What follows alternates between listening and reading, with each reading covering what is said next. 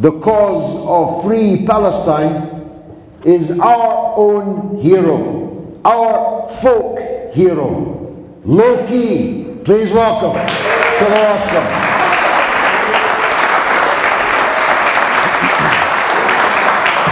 Thank you very much. Thank you very much, George. Far, far too kind. So now we are coming up to the 20th anniversary of the invasion of Iraq, which 36 million people across 3,000 demonstrations globally protested against. The occupation displaced 1 in 25 Iraqis and killed, as has been said, over 1 million people. Since then, the US has spent $32 million an hour on war. In fact, the war on terror, which spanned 20 years, entailed on average 46 bombs being dropped per day by the US forces and their allies. It led to 37 million people being displaced. And in fact, the very year that the war on terror began in 2001, you saw 33 million classified actions carried out by the US government. And that year alone, the US government spent $5.5 billion to keep classified documents secure. In fact, as Peter Gallison puts it in his book, Agnotology, The Making and Unmaking of Ignorance, the classified universe is certainly not smaller and is very probably much larger than the unclassified one. And there was, for me, an incident which actually encapsulated the meaning of the war on terror, on that great transfer of wealth. Eric Prince, the founder of Blackwater, the notorious military contractor, as people were fleeing from Afghanistan with the British and the US occupation, Eric Prince was charging $6,500 per seat for Afghans who hoped to fly out of Kabul with him. That is what this is all about. There are winners of these wars, from Lockheed Martin to BAE Systems to Raytheon. These are companies which have seen in the last year the price of shares in their companies increase up to 40%. And in fact, the war on terror led to an 1,200% increase in the price of shares in Lockheed Martin. Those are the winners here. But there's another British company who some of us may not have heard of. It goes by the name of Kinetic. And actually, it relates to a particular figure within our political class. The very month that Minister of Defence, Ben Wallace, was voted into Parliament, he resigned from his job as a director of Kinetic. Now, Kinetic, as an arms technology company, gained in 6 months of the Ukraine war alone £800 million in sales. In addition to that, one of the directors of the Defence Reform Advisory Board to Ukraine, which was established in 2016, is Gordon Messenger, who simultaneously is a director of Kinetic. And now, guess what? A few days ago, Kinetic leaked out on their website that they were participating in a Ministry of Defence testing of suicide drones specifically for Ukraine. They were one of 5 participant companies, and they were the only one to leak out that news. They promptly, once it was reported, deleted the post from their website. So what we actually know is that our Defence Secretary is the former director of a company which is benefiting massively from the war in Ukraine, that benefited massively from the war in Afghanistan, even while he was a director of it. These are the type of deals which exist in our political class. Now, to zoom out from that micro to the macro a little bit more, I think we have to be clear that the type of weapons that are being sent to Ukraine by 28 different countries around the world, all of them with the exception of Australia, Canada and the US, European, would take a long time to train the Ukrainians how to use. There was much weaponry which was bestowed upon the Afghan army, which they were never trained how to use. We even see talk now of armor-piercing depleted uranium ammunition being sent. So, in essence, what is being established in Ukraine is a laboratory for these arms companies in which tests can take place and then better be applied to the quote-unquote global market. So what have we seen? We've seen, according to estimates in December, 100,000 troops on each side die. We've seen over 50% of the energy infrastructure directly impacted in Ukraine.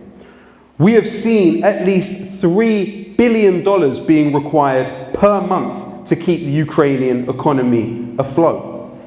And guess who has come to the rescue? None other than the IMF and the World Bank, of course. Nearly 14 million Ukrainians have been displaced. And we also know that 40% of the population will require humanitarian assistance.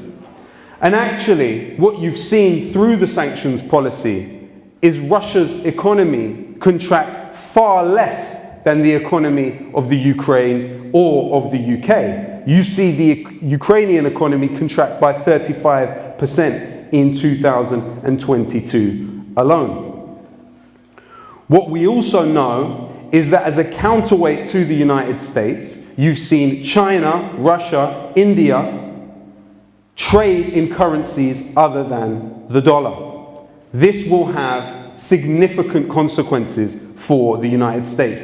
And even Iraq, the very country that the United States invaded 20 years ago, yesterday announced that it had agreed to trade with China in currencies other than the dollar.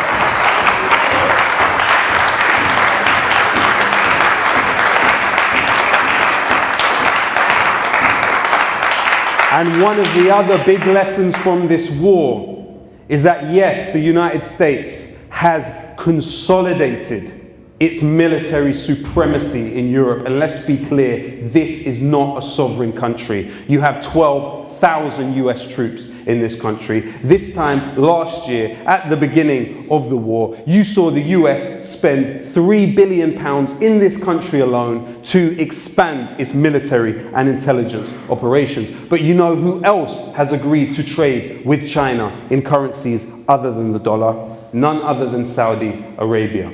Let's be clear, the United States has lost the Gulf. They've lost the rest of the world. They've consolidated their power in Europe, but they have lost the rest of the world. And an interesting case study to look at to understand this is Sky News.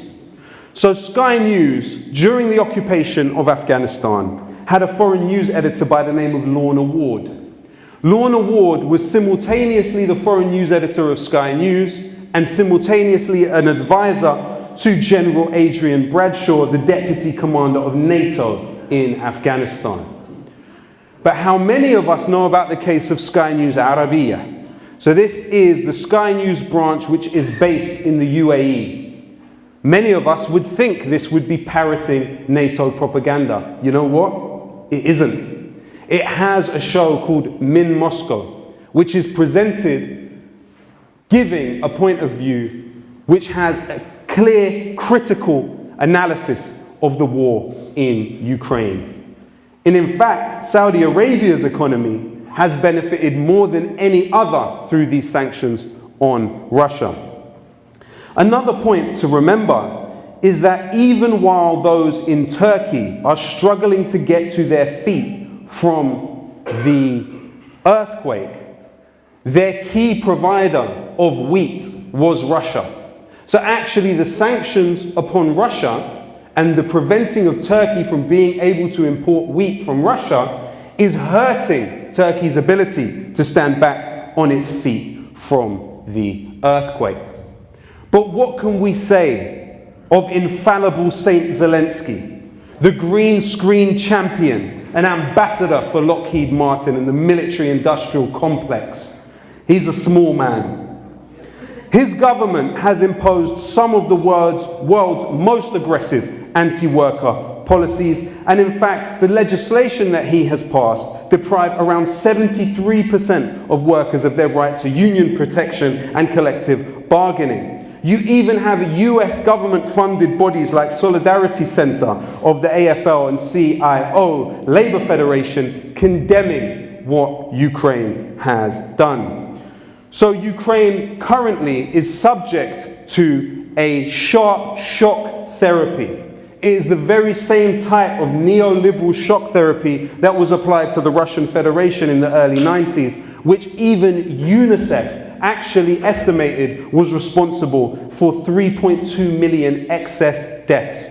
That's right, even UNICEF directly put its finger on the neoliberal policies which harm people. But I tell you, in this country, it is of no coincidence that Boris Johnson played a key role in scuppering the peace deal. But today he is applying for the Secretary General of NATO. Do we believe that is a coincidence? That he provided that key service at that very critical juncture of the war to stop negotiations and to stop the possibility of peace. And today he wants to be the Secretary General of NATO. And what can we say of Keir Starmer and his war against anti-war figures in this country? Well, we can't forget that Keir Starmer is funded by none other than Clive Hollick. Who is Clive Hollick? He is a director of the Honeywell International Company. Now, Honeywell claims to have hardware in every single military aircraft in the world today. Keir Starmer is part of the Start the War coalition. So what you have seen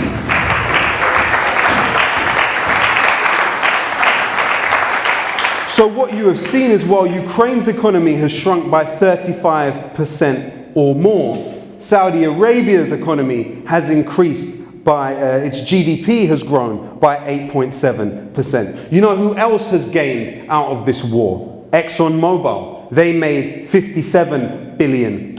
Shell made $40 billion.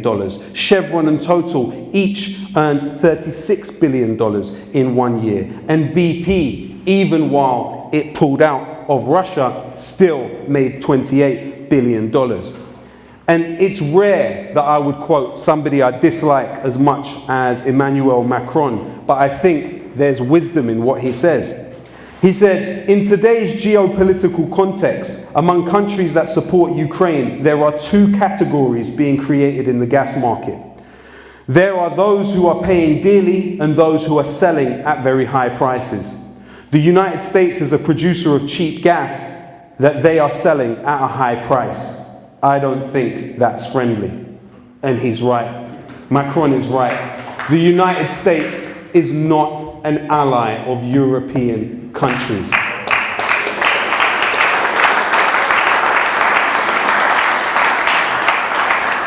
And when we look at the other behemoths of US imperial power, like Lockheed Martin and Northrop Grumman, they have seen massive growth in the price of their shares. Northrop Grumman actually touching 41% in increased value from this war. And it's not just Turkey that is harmed by the impediment to the importing of Russian or Ukrainian wheat. Actually, 15 African countries import more than half of their supply of wheat traditionally from both Russia and Ukraine. We are seeing suffering around the world off the back of these needless, sadistic policies.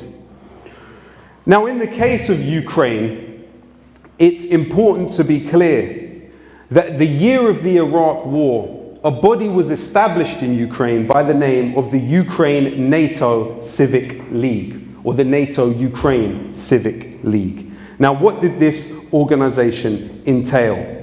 It entails around 50 NGOs, and those NGOs worked specifically on the purpose of promoting the Euro-Atlantic European NATO course for Ukraine, to astroturf within Ukrainian society the idea that membership of NATO was a necessity. Well, let me ask you a question.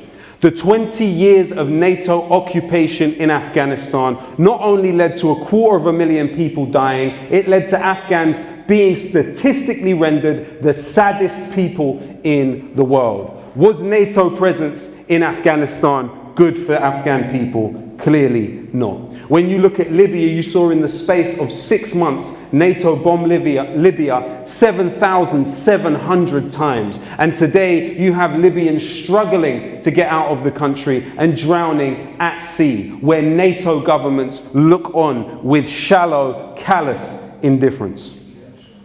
And now NATO is pivoting. It is pivoting towards China. And it must be said very clearly that when you are talking about China, you are talking about 1/5 of the world's population. That is 1.4 billion people. NATO has absolutely no business in Taiwan or anywhere near to China.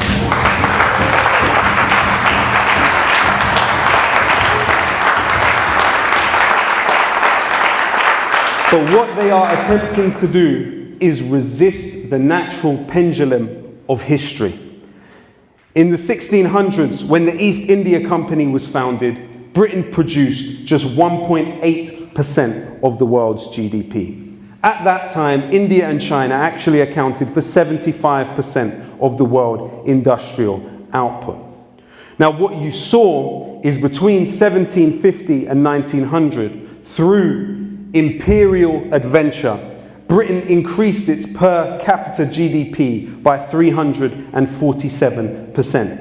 In this relatively short period of human history, economic power became concentrated in a small part of the world's population. And actually, that's quite the aberration of history. History has not always been that way. China was the largest largest still existing polity in the world, over 2,000 years old. And as a civilization, it's actually 4,000 to 5,000 years old. And there were 4 to 5 different periods of human history when China was the most advanced country in the world. It had steel production 1.5 millennium before England. It had printed press 0.5 millennium before England. Cheng Ho sailed the sea in more advanced ships long before Da Gama and Columbus. Let's be clear, Britain's industrialization was based on the prevention of other societies' development, and without colonies, this small island of limited resource could not have achieved its economic takeoff in the way that it did. Now, we are on the precipice of the 6th time in human history where China will be the world's most advanced country. This is a fact, whether they like it or not. And in fact,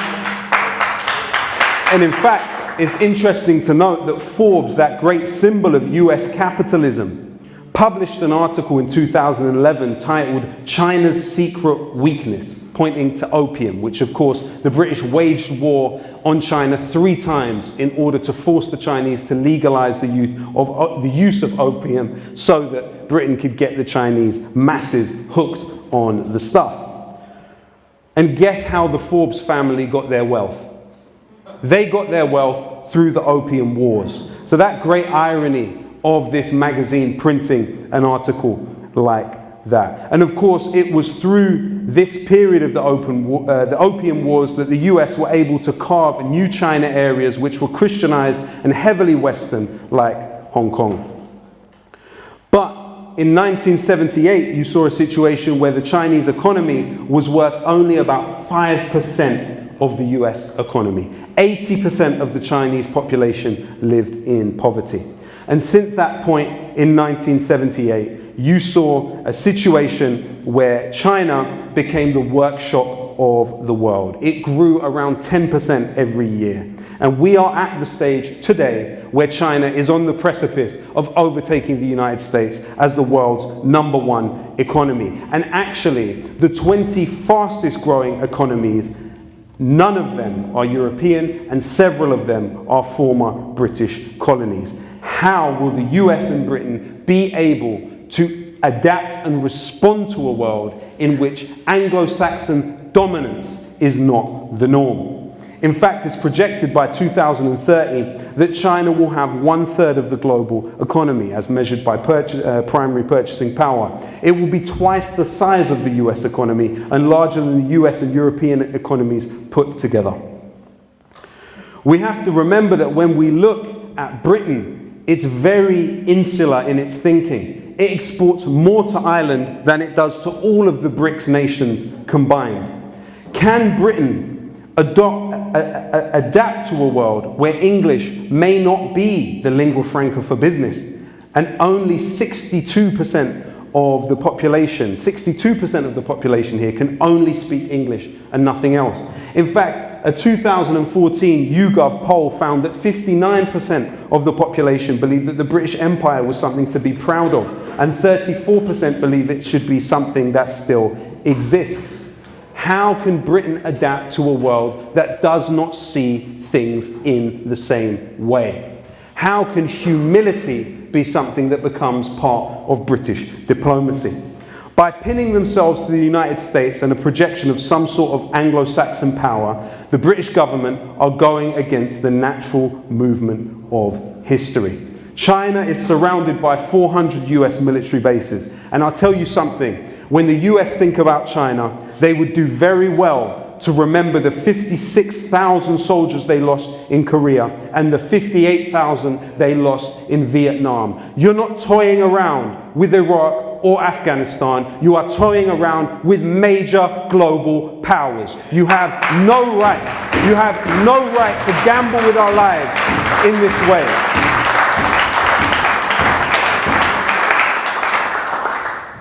And even countries in the Five Eyes network, like Australia, actually their largest trading partner is China. Brazil, its largest trading partner is China. India, its largest trading partner is China. Australia, largest trading partner is China.